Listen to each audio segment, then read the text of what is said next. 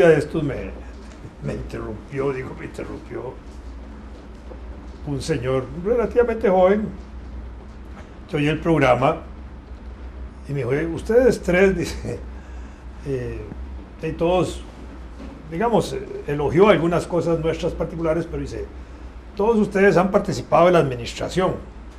Sí, todos hemos sido administradores de alguna cosa, en las instituciones del Estado, lo que sea. Dice, pero ustedes a veces no hablan o hacen a veces más bien críticas relacionadas con la administración, pero ¿cómo fueron ustedes? Como servidores, fue la pregunta que me tiró. Entonces le dije, hey. Entonces yo le dije, mire, yo puedo hablar por mí en ese caso, que me está preguntando usted directamente, y le puedo decir que yo era bastante eficiente y entendía que mi función era de dar servicio a las personas que yo tenía que atender, tanto en una facultad o en el instituto donde yo estuviera. Entonces, y me puede dar un ejemplo.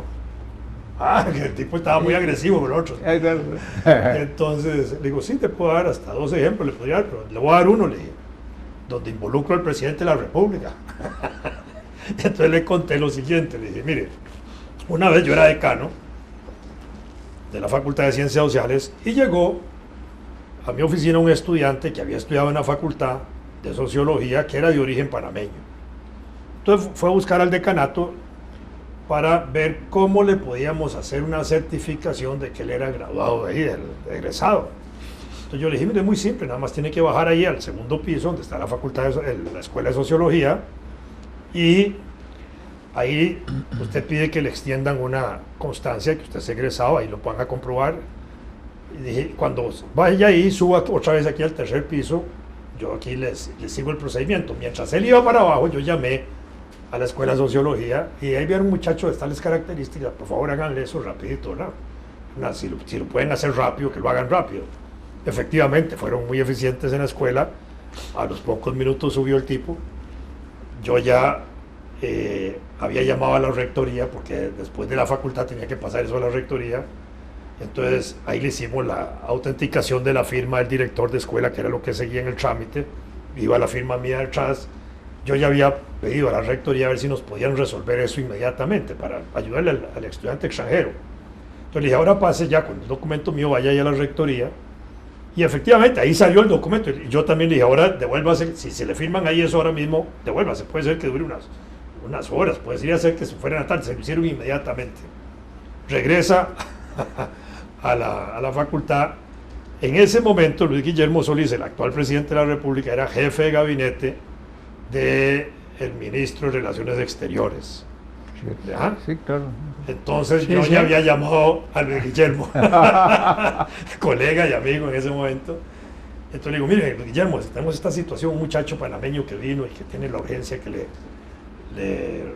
ver si le podemos certificar. Ya tenemos todas las firmas de la universidad. ¿Usted cree que la Cancillería podría ponerle el trámite final de eso, a la firma del rector? Y dice, mandámelo inmediatamente.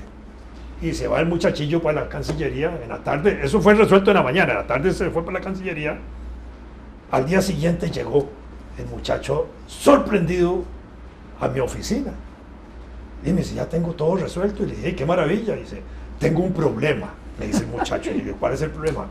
Que a mí me dieron 15 días y viáticos para estar aquí para resolver eso. Y le dije, no, ya el problema está resuelto, váyase inmediatamente. Bueno, ese era un trámite, digamos, que demostraba eficiencia, buena voluntad de la gente que se alineó. Era Rodrigo Madrigal Nieto, el ministro. Claro, que se alineó en resolver un problema. Pero es que a veces los funcionarios no actúan de esa manera. Uno a veces llega a una ventanilla y está el funcionario ahí y uno siente que hay una trabazón. Y el inquisidor te absolvió. El inquisidor te absolvió. ¿Cuál inquisidor? El que te hizo la pregunta, sí. No, se quedó muy sorprendido, ¿verdad? Bueno. Lo que pasa es que... Sí, porque además le puse ejemplos irreales y con personajes reales, ¿verdad? Claro. Entonces eso depende, por supuesto, de la voluntad que hay de resolver problemas, ¿verdad? Y si se pueden resolver, fácilmente se resuelven. Si requieren un trámite más complejo, pues lo ideal es que en el trámite complejo todos los funcionarios actúen con la disposición a resolver el problema, no a entrabarlo, ¿verdad? Un día de estos me encontré accidentalmente me senté a la par de una señora haciendo fila en una institución también, y entonces la señora ya me preguntó si yo era yo y todas las cosas, ya le dije sí, entonces me dijo, es que nosotros queríamos participar en política con el partido, un partido provincial de adultos mayores, ¿verdad? Y entonces le dije, sí, están participando. Y me dice, no pudimos inscribirnos. Y le dije, ¿por qué no han podido inscribirse? Porque nos faltan 3 cantones de San José. Y le dije, ¿cómo? Ustedes han hecho 17 asambleas cantonales y no han podido inscribirse. Y dice, sí, no nos permitió el registro. Y le dije, ¿cómo es eso? Le dije, nadie está obligado a lo imposible. Le dije yo. Pero además, eso que le estaba diciendo era también por una experiencia política electoral mía del 98, 92, 2002 y 2006, cuando estábamos obligados a hacer asambleas distritales y cantonales y eso. Y al final, uno sabía que la asamblea distrital tenía que tener 5 miembros, pero si solo llegaban 3 se podía hacer. No. Si la asamblea cantonal tenía 5 miembros de cada distrito, igual con solo que hubieran mitad más uno en los distritos se podía hacer, ¿verdad? Y así con la provincial. Entonces, y el tribunal ya había resuelto en aquellos años de que efectivamente no había la obligación de completar el 100%, porque los partidos podían alegar que era imposible hacerlo y nadie está obligado a hacer las cosas imposibles para conseguir. Entonces le dije, haga esto, ¿verdad? Y entonces me dijo, yo no había pensado en eso, vamos inmediatamente a hacer esta vuelta. Bueno, esa es una instrucción, ¿verdad?, que yo le di, pero yo no sé si la señora tendrá ya ahora el plazo para hacer las correcciones y eso, pero de todas maneras, no, lo que yo digo es por qué el tribunal electoral, cuando alguien llega, un grupo de ciudadanos llega y con ánimo de inscribir un partido, ¿verdad?, en lugar de decirle, mire, esto está mal hecho, hagámoslo así para que usted lo corrija, y esto, sencillamente le meten el obstáculo, la travesaña, está malo, le ese anulan, partido no para afuera. No era el Senectud pujante. No, pero eso es la parte, digamos, violenta. Me propusieron hacer un partido que se llamaba Senectud pujante. A mí lo que me dio fue risa. Bueno, Senectud crujiente. Sí. 350,000 adultos mayores para la próxima campaña electoral. Es el dato que salió un día de estos. Es decir, al final, si esa fuerza masiva de todos los adultos mayores, muchos de ellos, la inmensa mayoría seguramente pensionados, toma conciencia de la importancia de las elecciones, pueden decidir una elección. Claro. Por eso me llamó la atención ese partido de esa señora.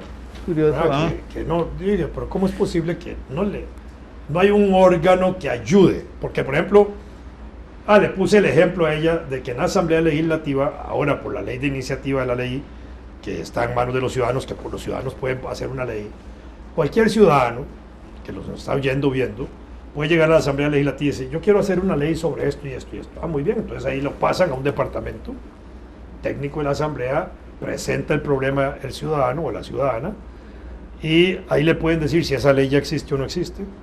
Si no existe, le dicen sí, si es posible hacerla, y entonces ellos mismos le ayudan con técnicos de la Asamblea a redactar todo el proyecto de ley hasta que quede bien redactado. Claro. Y se presenta al trámite legislativo como corresponde. Eso debería ser el tribunal, no obstaculizar, sino más bien poner a funcionar.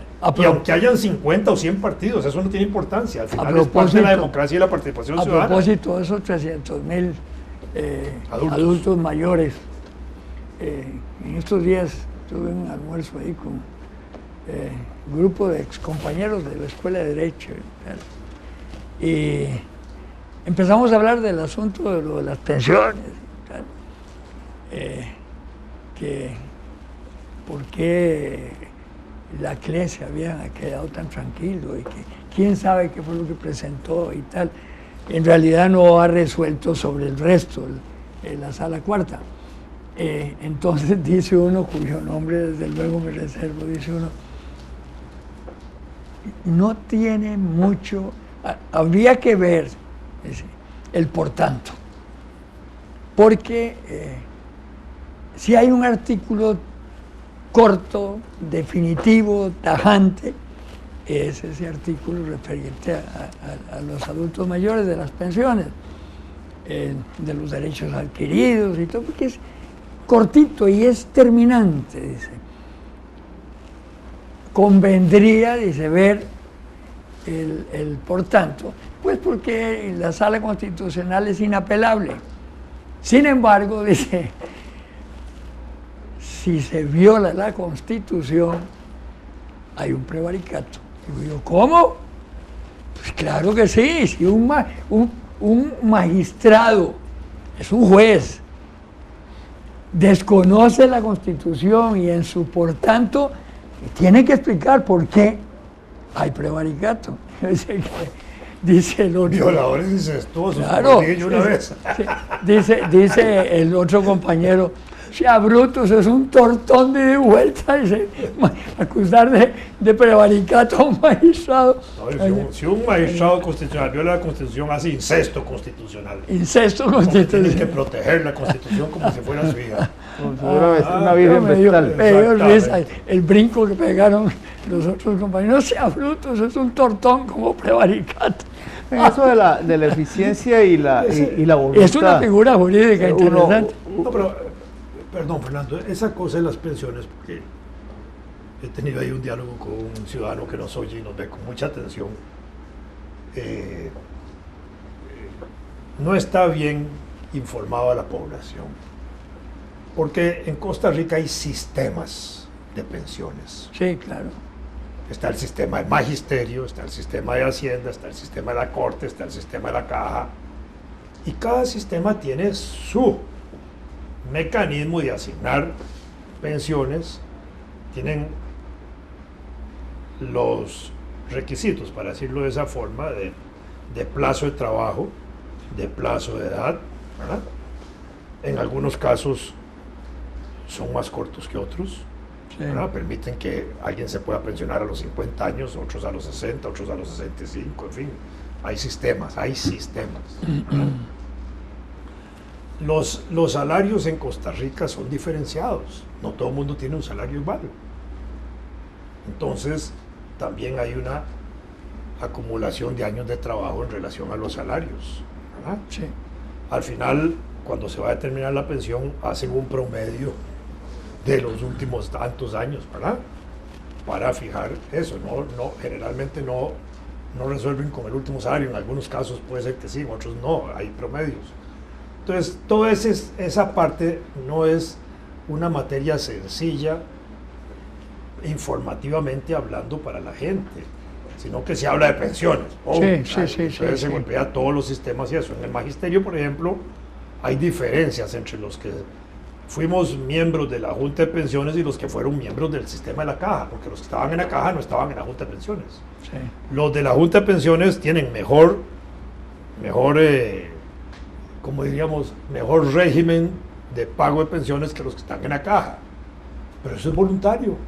Y si alguien quiere ir a la Caja para pagar el 9% y no el 16% de la Junta, el ahorro que está haciéndose ahora en su salario le va a reducir su pensión en el futuro. Si se mete por la pensión de la Junta, el más sacrificio de pago de cotización mensual, que es casi la quinta parte del salario, de ahí le va a repercutir en una mejor pensión.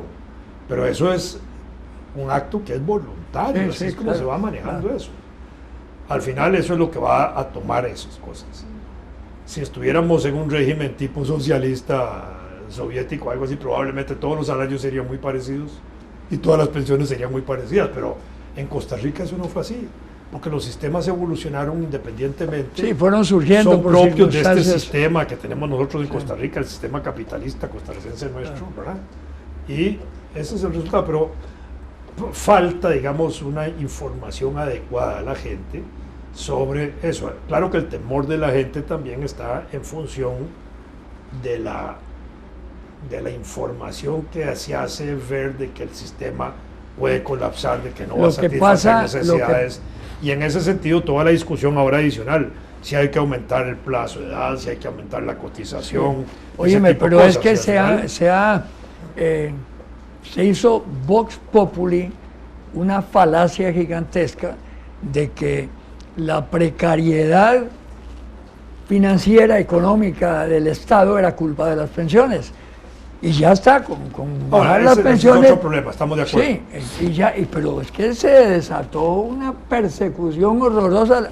Ustedes dos salieron hasta con foto. Sí, no importa. Por eso, no, lo que estoy diciendo es que pusieron a ese capítulo que pusieron, no sé qué, de los pensionados de lujo, crearon una falacia enorme que la gente reaccionó. Esos son los que tienen la culpa de todo lo que está pasando. Ese es el problema de la manipulación de ciertas informaciones. Eso contribuye, digamos, una serie de elementos, como son la misma prensa, ¿verdad?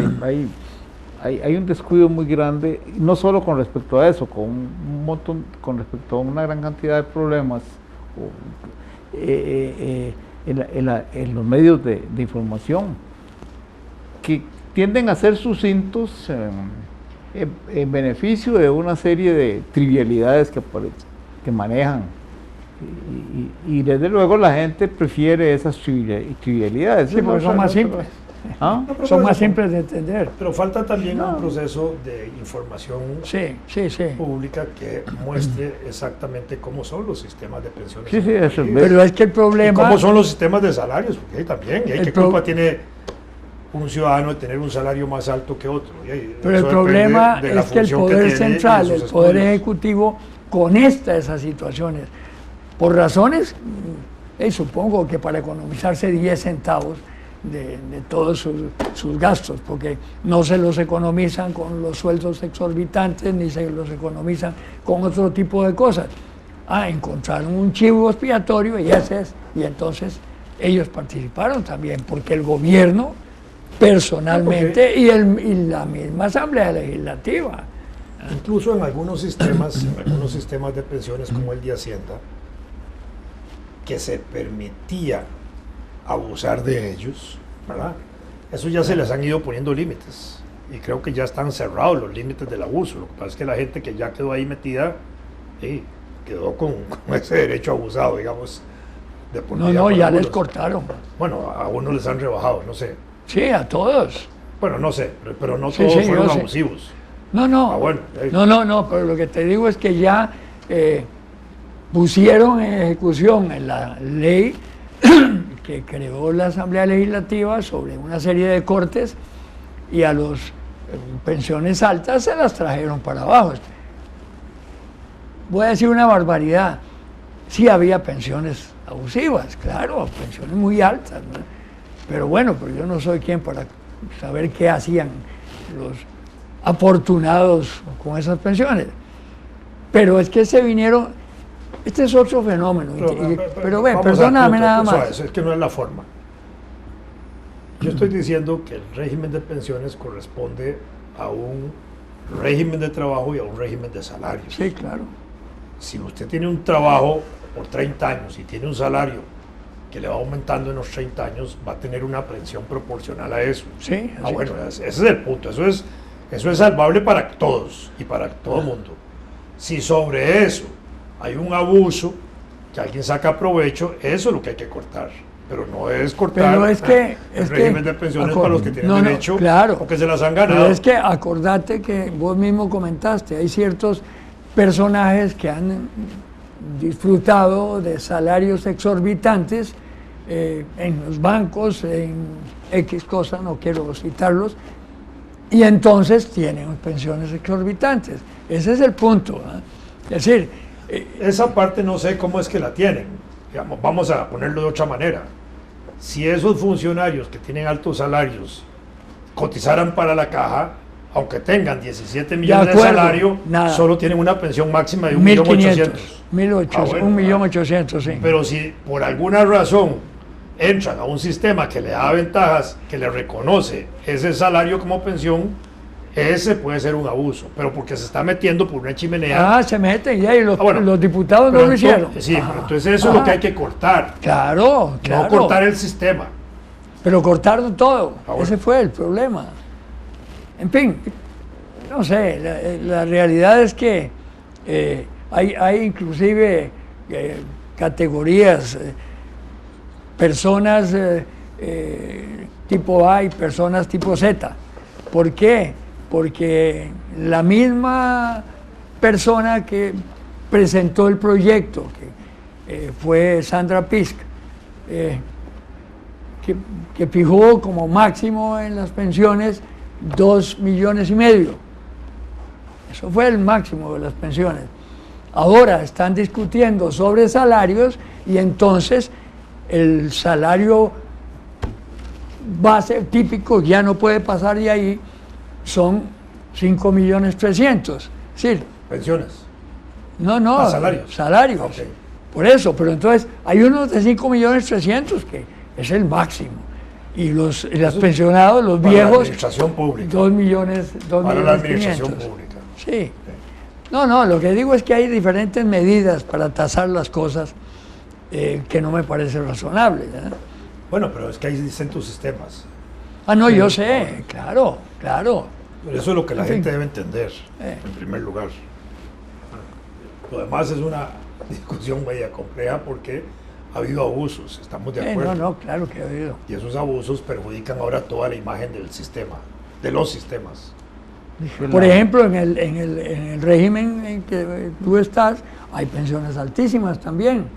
No sé por qué chimeneas se metieron, pero... No hay chimeneas. Es un bueno. régimen que está en función de los salarios que pagan las Lo que universidades. pasa es que ahí hay un problema que ya no se da Hay más. pensiones de 18 millones. No, en yo el lo sector leí. educativo. Sí. Bueno, pero no de educadores que han ganado 18 Ah, millones. no, No hay no ninguno sé. que gane, ni siquiera el No, rector. por eso, no pero sé. espérate. Ni siquiera el rector de la en el universidad régimen, hoy es que- gana. No, en el régimen. Es Ni que hay 5 una millones cosa debe que se ganarse puede ellos. decir que es lapidaria. Hubo un grupo que se aprovechó de una coyuntura en la cual se fueron nombrados de puestos, por ejemplo, diplomáticos. Sí, ahí En está. una época en que eso se permitía, ahora no Sí, se permite. por eso. Ah, no, Pero claro, entonces, eso es lo que hay que decir, es Sí, que, claro. nos vamos en... Sí. ese es el problema. Entonces, claro. claro, uno no va a pelear esos casos. No, eso no, estamos de acuerdo. Pero ya pedirle a uno que uno diga que renuncia a algo porque esos están muy altos, no, eso no está bien.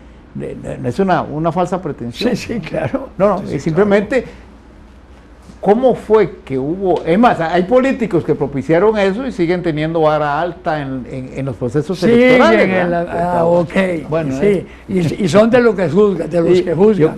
Y son esos partidos grandes los que han hecho eso. Claro. Claro. Claro. Claro. Bueno,